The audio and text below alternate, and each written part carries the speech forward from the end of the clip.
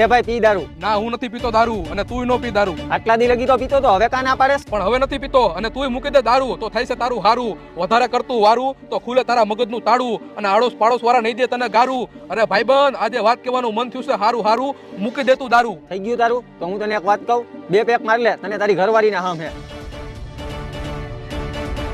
તારે બધું દેવું તું પણ એના હમ નહોતા દેવા. આજે જે થાય એ સાચું. હાલે ફટાફટ જમવાનો લાવ, આજે મને ફૂલ ભૂખ લાગી છે નકર આજે સટાસટી બોલશે.